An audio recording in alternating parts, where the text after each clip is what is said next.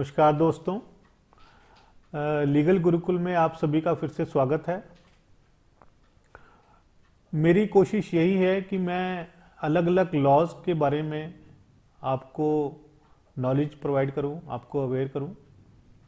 उसी कड़ी में जो है आज का जो हमारा टॉपिक है वो है हिंदू मैरिज एक्ट 1955 किस किस पर एप्लीकेबल है। जैसा कि हम नाम से ही ये समझ पा रहे हैं कि हिंदू मैरिज एक्ट है तो ये हिंदुओं पर एप्लीकेबल होगा, लेकिन हिंदूज में उसकी डेफिनेशन क्या है कि उसके अंदर कौन कौन आएगा, इसके बारे में हम आज डिस्कस करेंगे। तो चलिए शुरू करते हैं। हिंदू मैरिज एक्ट 1955 किस पर एप्लीकेबल है उसको डिस्कस करने से पहले जो है इस एक्ट का जो उद्देश्य है वो इसके प्रियम्बल में जो है वो दिया हुआ है कि an act to amend and codify the law relating to marriages among Hindus, कि जो भी मैरिजेज अमंग हिंदूज हैं, हिंदूज में जो मैरिज होती हैं आपस में, उसके लॉ को रेगुलेट करने के लिए, उसको कोडिफाई करने के लिए ये जो है एक्ट पारित किया गया 1955 में। अब इसकी एप्लीकेबिलिटी किस किस पर है ये हम आज जो है डिस्कस करेंगे। तो ये जो है इसका सेक्शन 2 आ जाता है जो कि एप्लीकेशन ऑफ द एक्ट आ जाता है कि ये किस किस पर एप्लीकेबल होगा, और उसके भी हम थोड़ा सा मैं डिस्कस करूंगा कि ये कहाँ कहाँ एक्सटेंडेड है ये एक्ट। ये जो एक्ट है whole of the India except state of Jammu and Kashmir ये एप्लीकेबल होगा, यानी कि पूरे भारतवर्ष में सिवाय state of Jammu and Kashmir के वहाँ अप्लाई होगा। एंड इट ऑल्सो अप्लाइज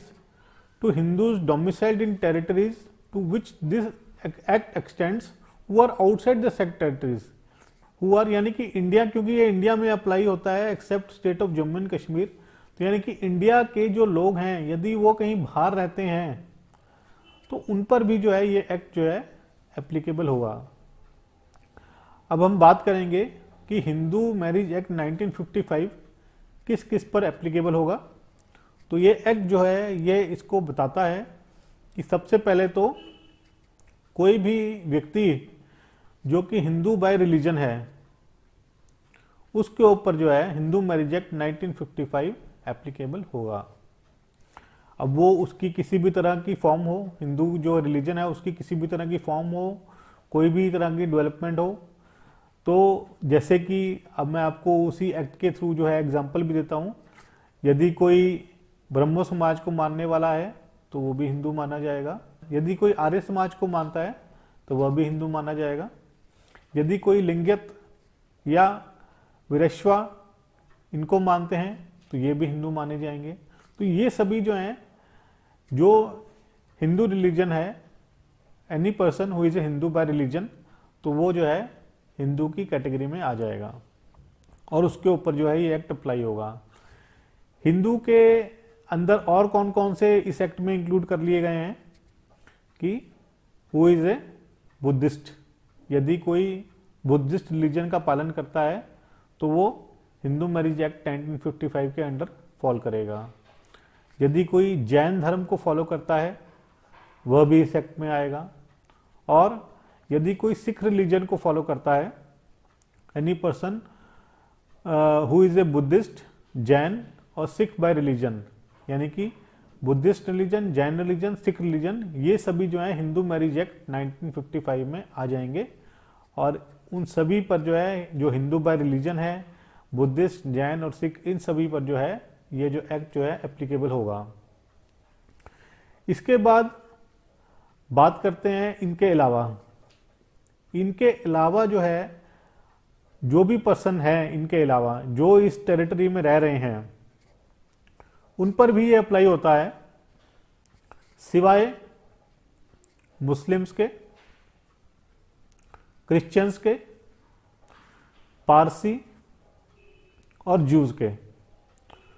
तो ये चार जो हैं ये एक्सक्लूडेड हैं, मुस्लिम, क्रिश्चियंस, पारसी एंड ज्यू बाय रिलीजन। तो जो भी ये चार धर्म फॉलो करते हैं उन पर ये जो है एक्ट अप्लाई नहीं होता है। इसके अलावा जो भी और रिलीजन्स हैं वो सारे जो हैं इसमें आ जाते हैं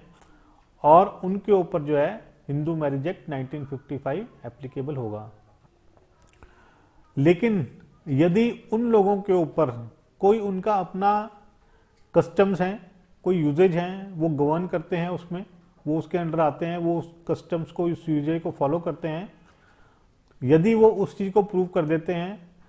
तो हिंदू मैरिज एक्ट 1955 उनके ऊपर एप्लीकेबल नहीं होगा। तो ये ध्यान रहे कि जो भी हिंदू, बुद्धिस्ट, जैन और सिख के अलावा लोग हैं जो कि मुसलमान, पारसी, क्रिश्चियन या जू नहीं हैं, वो जो हैं यदि अपने कोई उनका कस्टम है, कोई यूजेज है तो उसके अंडर आते हैं अगर, तो वो जो है हिंदू मैरिज एक्ट में जो है नहीं आएंगे और वो जो है अपने कस्टम या यूजेज के हिसाब से जो है मैरिजेस कर सकते हैं। अब इसी में जो है अब एक्सप्लेनेशन मैं आपको थोड़ा सा बताऊंगा कि हिंदू, बुद्धिस्ट, जैन और सिख बाय रिलीजन कैसे बन सकते हैं, कैसे हो सकते हैं। क्योंकि ये तो बोल दिया कि who is A Hindu bye religion, who is A Sikh bye religion, who is A Jain bye religion, who is A Buddhist bye religion, लेकिन वो कैसे बनेंगे तो इसका भी जो है एक्ट में ही प्रावधान दिया हुआ है, वो हम डिस्कस करते हैं।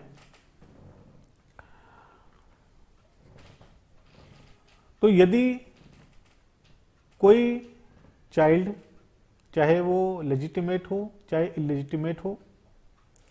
जिसके दोनों पेरेंट्स जो हैं वो हिंदू हैं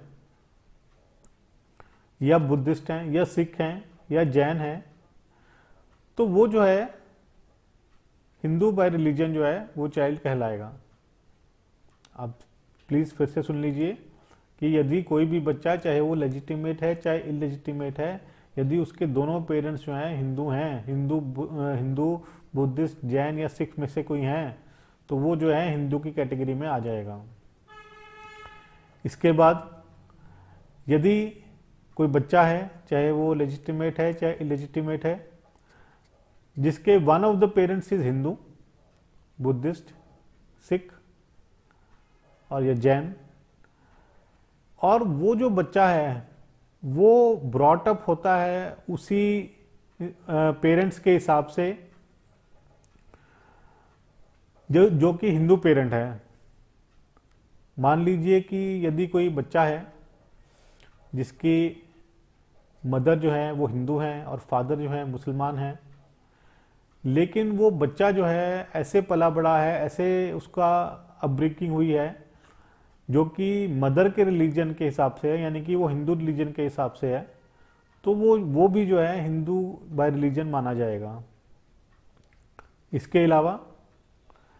any person who is a convert और reconvert to the Hindu, Buddhist, Jain और सिख रिलीजन, यानी कि जो दूसरे रिलीजन के हैं अगर वो कन्वर्ट होते हैं इन चार में तो वो भी हिंदू कहलाएंगे, और यदि कोई रिकन्वर्ट होके वापस आता है तो वो भी जो है हिंदू मैरिज एक्ट में जो है 1955 में एप्लीकेबल हो जाएगा उसका। तो ये जो है लोग हैं हिंदू मैरिज एक्ट में जो है ये सभी आएंगे। इसके अलावा एक इसमें और भी चीज दी हुई है कि जो भी मेंबर्स ऑफ शेड्यूल्ड ट्राइब हैं वो जो हैं ये एक्ट उनके ऊपर अप्लाई नहीं होगा। यदि central government under notification direction देती है तो ही जो है मेंबर्स ऑफ शेड्यूल्ड ट्राइब जो हैं इस एक्ट के अंदर आएंगे, नहीं तो वो जो है मेंबर्स ऑफ शेड्यूल्ड ट्राइब इस एक्ट के अंदर नहीं आएंगे। तो ये जो है आज हमने डिस्कस किया कि हिंदू मैरिज एक्ट जो है वो जो है किस किस के ऊपर एप्लीकेबल है। अगर हम इसको एक मोटे तौर पे जो है वो समझना चाहें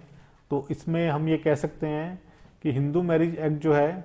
सभी हिंदूज पे, बुद्धिस्ट पे, जैन्स पे और सिख रिलीजन जो फॉलो करते हैं उनके ऊपर अप्लाई होता है, और किन पे नहीं अप्लाई होता है वो हैं मुस्लिम्स, क्रिश्चियंस, पारसी एंड ज्यू। जो ये चार रिलीजन फॉलो करते हैं उनके ऊपर हिंदू मैरिज एक्ट अप्लाई नहीं करता है। इनके अलावा, चार के अलावा मुस्लिम, क्रिश्चियन, पारसी, जू के अलावा यदि कोई और रिलीजन है इंडिया में तो वो जो है हिंदू मैरिज एक्ट के अंदर आ जाएगा। अगर उनकी कोई अपनी कस्टम यूजेज हैं तो वो उसके अंडर फॉल करेंगे, हिंदू मैरिज एक्ट में नहीं करेंगे। और जो है मेंबर्स ऑफ शेड्यूल्ड ट्राइब भी जो है हिंदू मैरिज एक्ट के अंदर नहीं आएंगे। तो ये आपके लिए काफ़ी जो है उपयोगी जो मैं आज बताई हैं चीज़ें, क्योंकि हम सभी जो हैं जो हिंदू हैं हिंदू मैरिज एक्ट में जो है वो गवर्न करते हैं। कुछ लोग जो हैं जैसे कि इस एक्ट में मैंने बताया, कुछ जो है इसके बाहर हैं एक्ट के, उनके लिए जो है उनके अपने पर्सनल लॉज हैं। जैसे मुसलमान जो हैं उनके लिए अपने पर्सनल लॉज हैं, उनके कस्टम्स हैं उनके, तो वो उस हिसाब से अपना फॉलो करते हैं, उनके ऊपर हिंदू मैरिज एक्ट एप्लीकेबल नहीं होता है। तो ये था हमारा आज का वीडियो जिसमें कि हिंदू मैरिज एक्ट किस किस के ऊपर एप्लीकेबल होता है वो हमने डिस्कस किया। तो अगली बार हम फिर मिलेंगे, तब तक के लिए धन्यवाद। जय हिंद।